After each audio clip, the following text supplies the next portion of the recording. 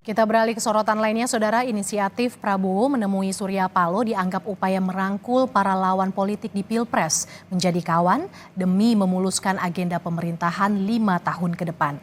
Saat ini 4 partai pengusung Prabowo Gibran cuma punya suara parlemen kurang dari 50%. Pertemuan Ketua Umum Partai Nasdem Surya Paloh dengan Presiden terpilih 2024 Prabowo Subianto di kantor Partai Nasdem dianggap sebagai sinyal merangkul lawan politik menjadi kawan politik selama 5 tahun ke depan.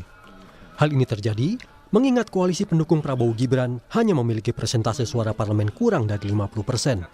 Statement Pak Prabowo kan memang jelas ya, sepertinya akan coba dibangun sebuah koalisi besar karena bahasa yang sering digunakan adalah merangkul, bersatu. Konkret adalah membangun koalisi yang sifatnya gemuk, minimal akan di atas 50%. Dan yang memang menarik adalah kalau dihitung kekuatan partai-partai pendukung 02 untuk kekuatan parlemen di 2024-2029 itu memang masih kurang dari 50%. Tantangan di situ bukan hanya dalam konteks governability ke depan, stabilitas politik pemerintahan, tapi juga sekarang di depan mata ada isu mengenai angket. Jadi dan tidak mengagetkan juga kalau Partai Nasdem yang kemudian menjadi partai pertama yang sekarang disebutkan mungkin akan punya peluang bergabung dengan koalisi 02. Ya karena kemarin sebelumnya Bang Surya Paloh sudah menyatakan menyampaikan ucapan selamat, mengakui. Angket yang disebutkan Yunarto adalah usulan para lawan politik Prabowo Gibran di pemilihan presiden.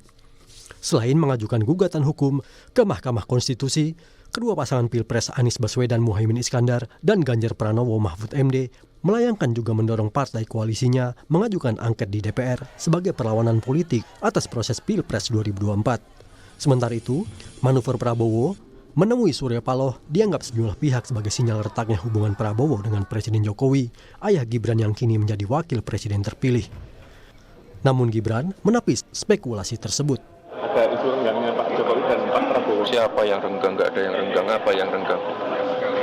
Nggak ada yang renggang. Kita makin dekat kok. Tolong jangan memberitakan yang jelek-jelek gitu ya.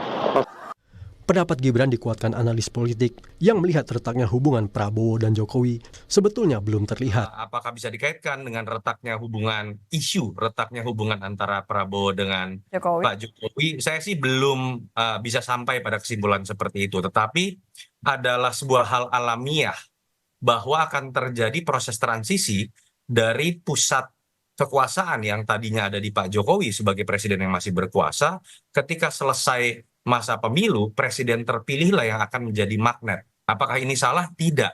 Malah ini seharusnya secara sistem presidensial yang terjadi. Presiden terpilihlah yang punya hak untuk kemudian membangun koalisi dan menjadi magnet. Ini adalah sebuah inisiatif dari presiden terpilih, Pak Prabowo, tanpa harus kemudian terlebih dahulu menunggu izin Pak Jokowi. Spekulasi keretakan hubungan Prabowo dan Jokowi memang tak tampak. Yang paling tampak saat ini, hubungan Jokowi dengan partai yang membesarkan karir politiknya, yakni PDI Perjuangan. Hubungan kita dengan semua baik. Yang tidak baik itu cuma dengan Jokowi. Karena apa? Karena dia memilih membakar rumahnya sendiri. Ya, untuk kepentingan dia dan keluarganya. Kalau dengan yang lain kita nggak ada masalah. Intinya lebih mudah menjalin hubungan dengan Prabowo daripada dengan Jokowi.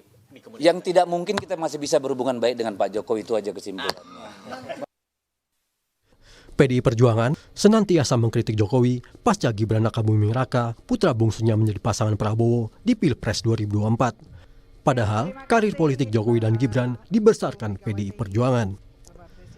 Keduanya mulai dari wali kota Solo dan Jokowi menjadi gubernur DKI Jakarta hingga presiden selama 2 periode. Sementara Gibran menjadi lawan PDIP yang mengusung Ganjar Pranowo dan Mahfud MD di Pilpres 2024. Tim Liputan, Kompas TV.